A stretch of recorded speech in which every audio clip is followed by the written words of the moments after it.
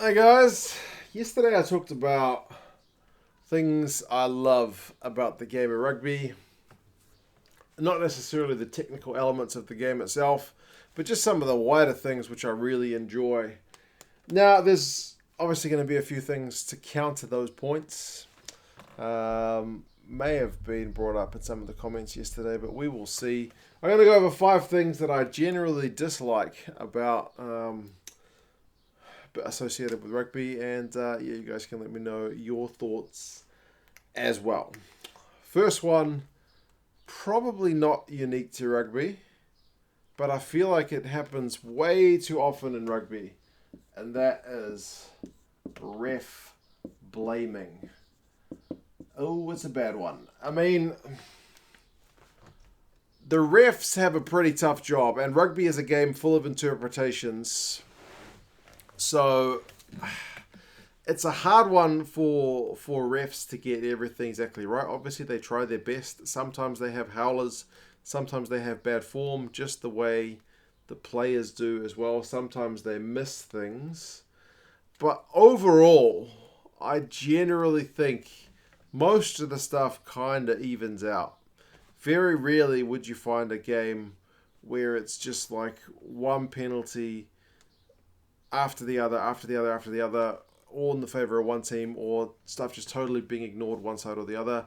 I mean, people always cite the 2011 final for one where the All Blacks just got the absolute rub of the green, and then All Blacks fans would go back to 2007 and say we absolutely got screwed over. South African fans with Bryce Lawrence. So I think everybody, like the English with that disallowed try in that Rugby World Cup final, every country, especially at World Cups, has got a game that they can look back on and go, man, that game was just horrendous. But for the most part, I don't think it's worth getting worked up about, because for the most part, I think it kind of evens out. And the ones that really drive me the most crazy is, like, let's imagine a team, they have like 4 shots at goal, they get 1 and they miss the other 3. And right towards the end of the game, the ref misses a potential penalty chance for that team.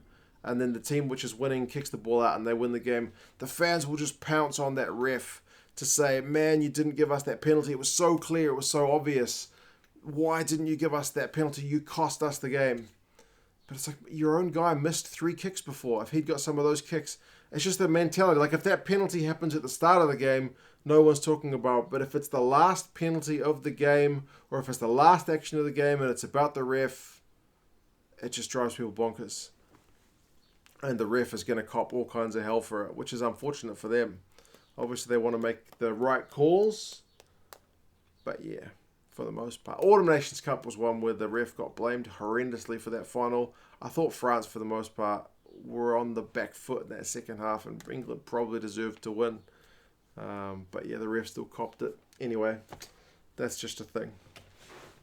Next, I'm going to say the media. And I don't think this is unique to rugby at the moment. The media around the world tends to have shifted its focus largely to be around getting all kinds of clicks and causing controversy, but the rugby media can be pretty insufferable at times. Like, there's some good elements as well, and do let me know if there's like particular writers or podcasts or whatever that you think do the game a good service, because I certainly know of some, but there's some that are just horrendously poor. The New Zealand media, rugby media, is pretty terrible for underestimating the opposition, especially in recent years, just like writing them off before there's even been a ball kicked, and for just like antagonizing the opposition, especially Kiwis abroad, like Warren Gatland. Oh my goodness, in 2017, the New Zealand media should be ashamed of themselves for how bad they were. The English media, like when England's doing well, they are insufferable. Like, just how good is England? Like, going into the 2019 Rugby World Cup final, you would have thought there's only one team that could win it if you'd listened to the English press. But on the flip side, when England's not doing well, they are ruthless, man. I've seen the way they treat their football team. Like, my goodness.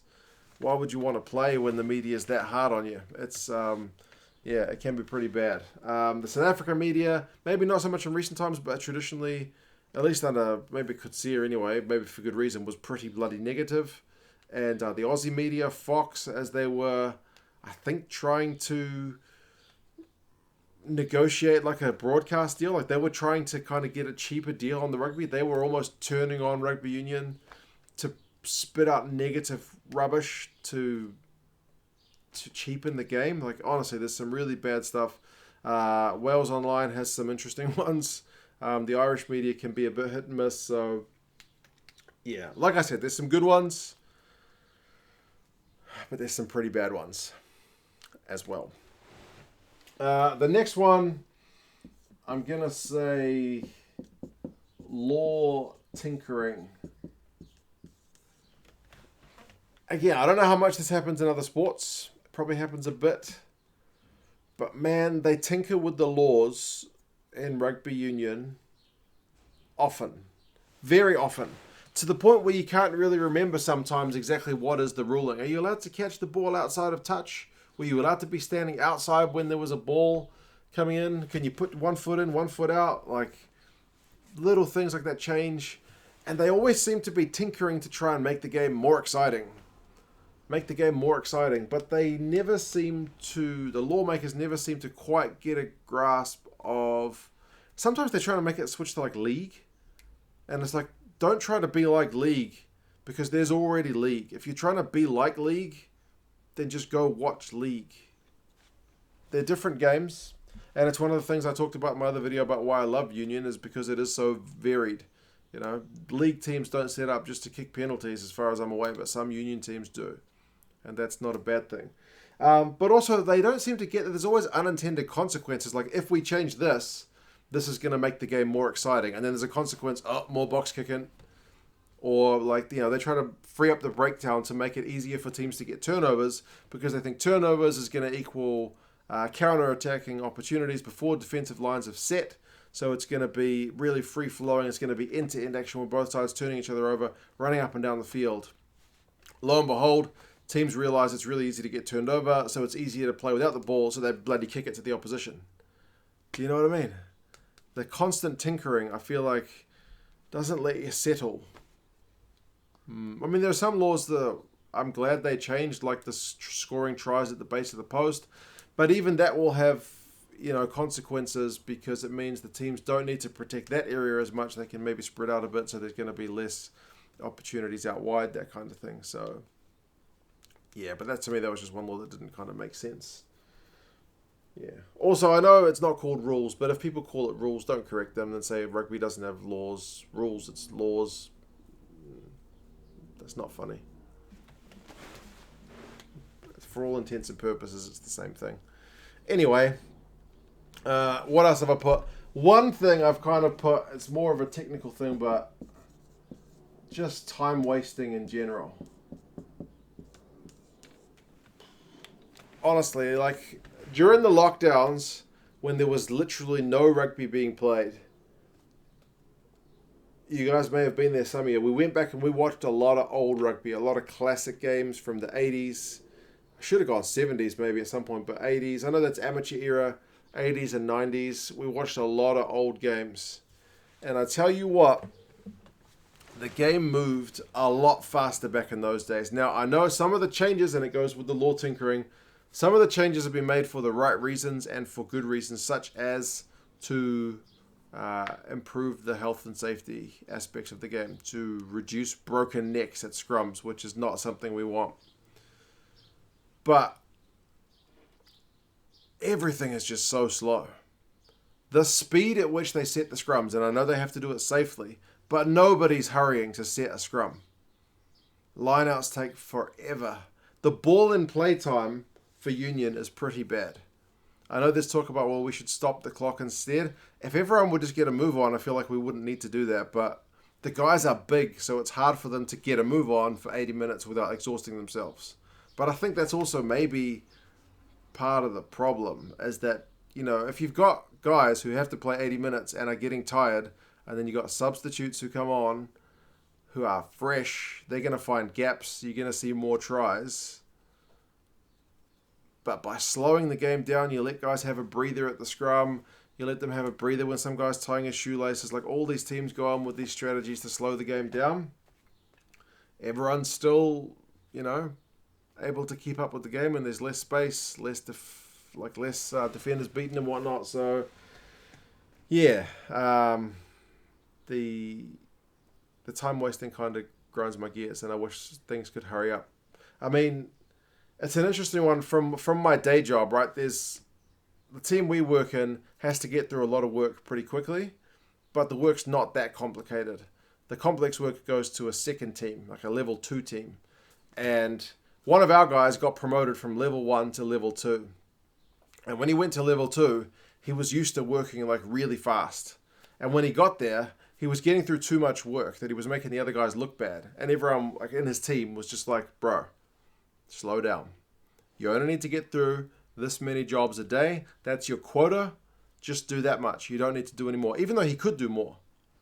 And he doesn't want to annoy his new teammates, right? His new colleagues. So he chills out. Speak to him sometimes. How's your day? I'm bored. Nothing much to do, but, done my quota for the day.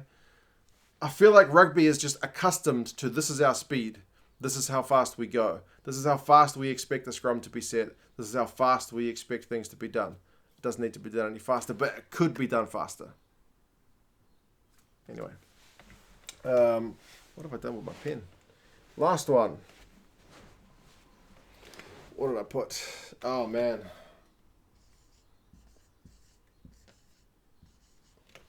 And this one, again, is not unique to rugby. But bloody hell, you get some snobby people who watch rugby.